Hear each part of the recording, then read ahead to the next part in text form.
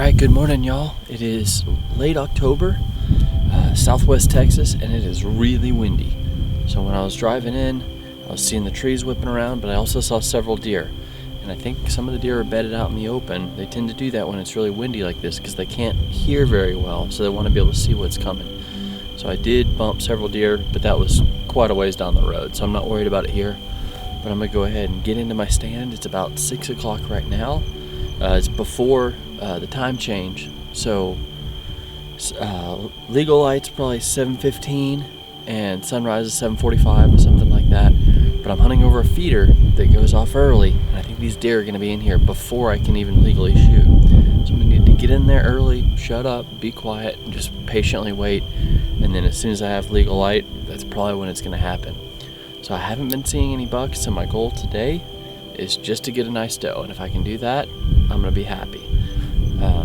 If I have a choice, I'd like to get a doe without a fawn, but there's a big group of deer down here, so even if it's a doe with a fawn, that fawn will just find other deer to hang out with. I'm not too worried about that. But that's enough chit chat. Time to get in the stand, get set up, be quiet, and hopefully something comes out.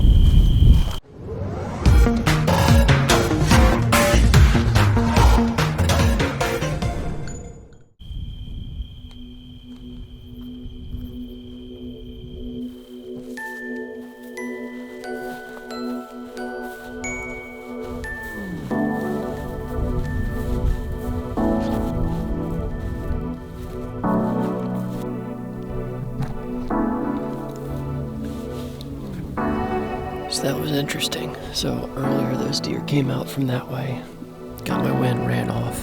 When this deer came out from the other direction, I knew she didn't smell me, so I wanted to shoot quick before she walked this way and got my wind, because it's been so swirly this morning. So she started walking towards the feeder. She never even got there. She was at about, I know my feeder's 26 yards, so I think she was right at about 21. So I just put my 20-yard pin right behind her shoulder, but then she turned butt towards me, and then kind of one way, another way. Finally, when she turned around, I had been holding for over 30 seconds, probably almost a minute at that point. It always feels like longer than it was, so it was probably 30 seconds. And then I let it fly. She jumped like she was hit, and I saw a giant spark from the broadhead hitting a rock, I guess. Then she ran off, looped around, and then she just stood there, looking back this way. And she was walking slow, like she didn't feel good, but I didn't see any blood. But I'm pretty sure I hit her, so I don't know. I'm gonna give it just a little while. I'm gonna go check the arrow. I can see my fletching, so I know my arrow's right there. Just give it some time. It's starting to sprinkle a little bit, so I want to get on her before it starts raining. But then she was standing out in front of that cactus. So I'm probably going to go over there and just look and see what kind of blood is there. And that'll determine the rest of the timeline. So fingers crossed, hope I find her. I thought after those does blew at me this morning, I thought I was done. So when she came in, I'm like, gotta do this quick. So go look at the arrow.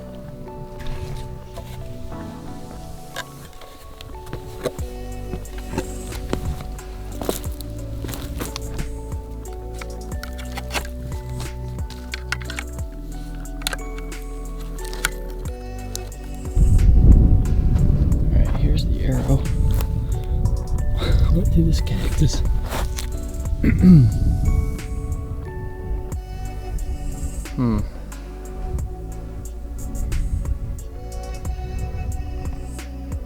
Fortunately, the cactus kind of cleaned it off. So I don't know what happened. Well, it's starting to drizzle, which is not good for tracking blood. It's barely sprinkling right now, so it's not bad. But if it opens up and really starts raining, that's no good. But I'm gonna go ahead and walk back to the truck, grab my raincoat, or just my little pullover, grab that.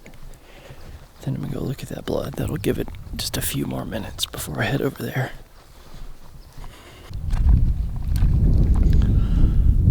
like I was saying earlier, the air was pretty clean, but I did find good blood back here. So I know where she went into the woods based on that blood. It's bright red, so to me that's good vascular blood, so it means I hit a vein or an artery, and I don't think it's guts. Doesn't really look like bubbly, pink, frothy lung blood, so I think I went through the shoulder and just hit some veins and stuff.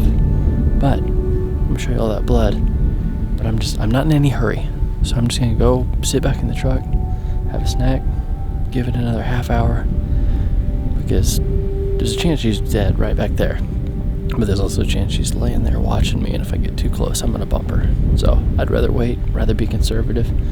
It's fairly cool out here. No reason to rush it.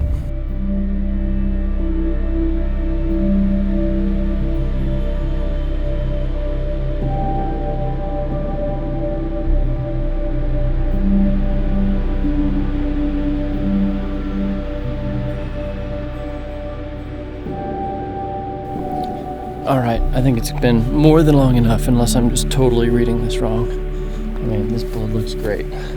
So, let's go find her.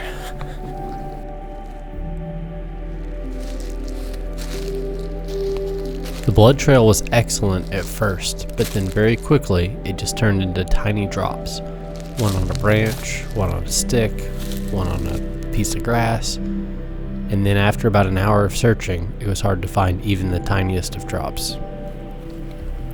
Well, I found another couple drops of blood, but honestly the drops are getting few and far between.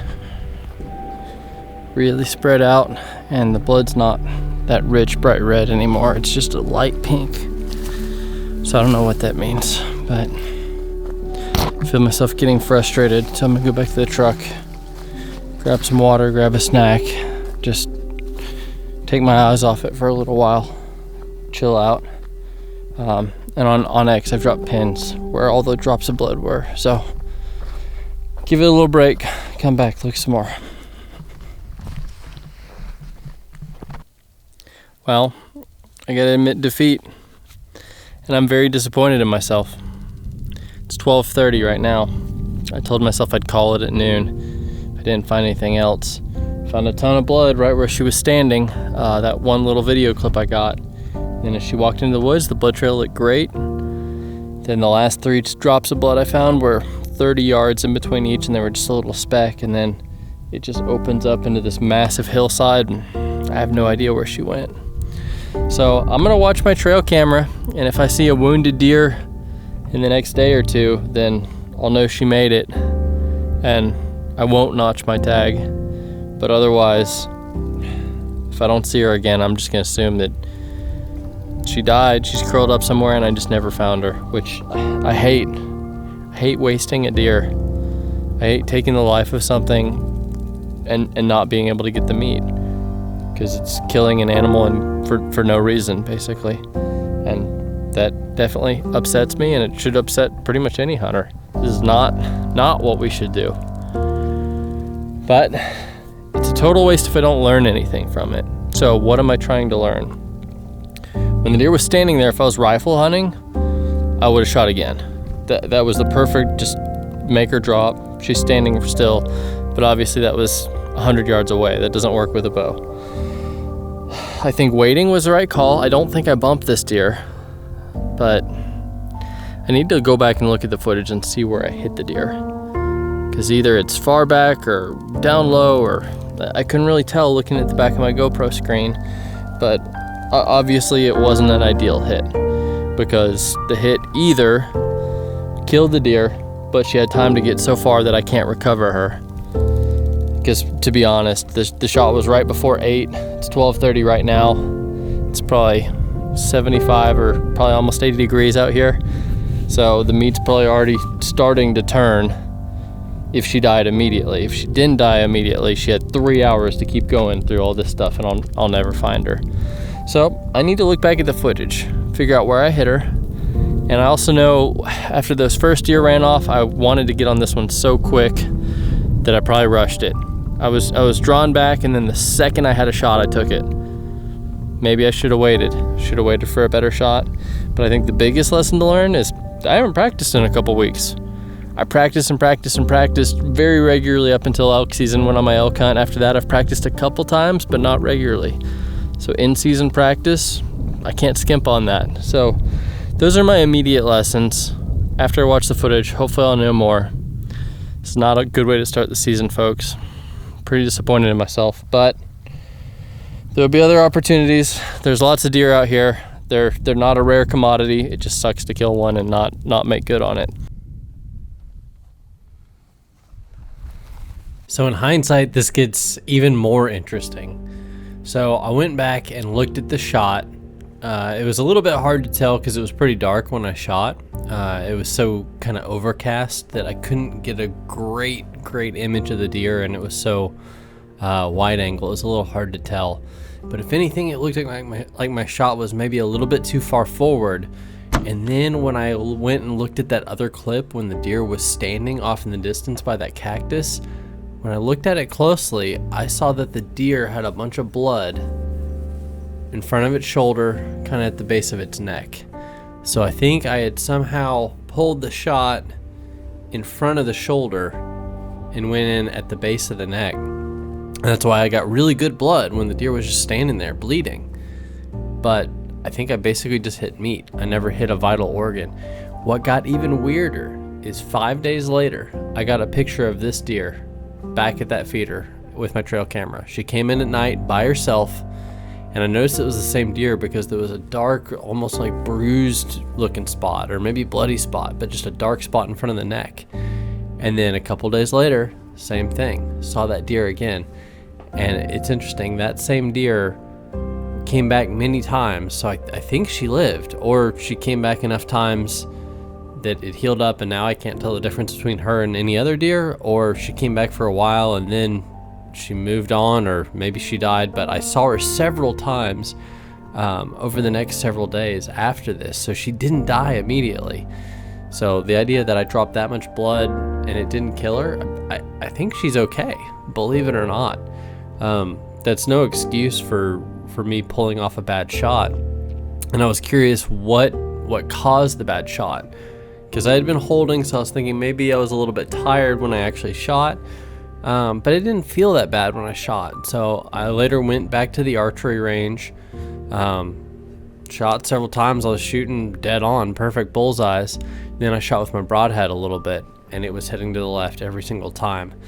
And so I realized my bow had gone out of tune a little bit. I had gone on a mountain backcountry hunting trip up in Idaho, and I had just been carrying around my bow for a week, banging it on logs and stuff, and that'll make anything go out of tune. So I think that's exactly what happened. I'm not blaming the broadhead, because once I adjusted my rest, I was able to get it so where my broadhead and field points, even different types of broadheads, were all flying right together.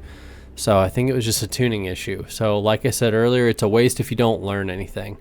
So I learned after a rigorous hunt like that, go through the whole process of checking your tune again, just to make sure it's on. Shoot your broadheads. Don't just shoot a field point and assume it's good. Make sure you test your bow with your broadheads. I had been doing that all summer, and then I just didn't do it between hunts. And like I said earlier in the video, just practice during season, not just before season. So did not end up with the deer in the bag, but I'm publishing this anyway. Just hopefully you can learn from it. Hopefully I can look back and I can remind myself and I can learn from it. So hope you find this interesting. Till next time, stay safe, be free, and never stop seeking adventure.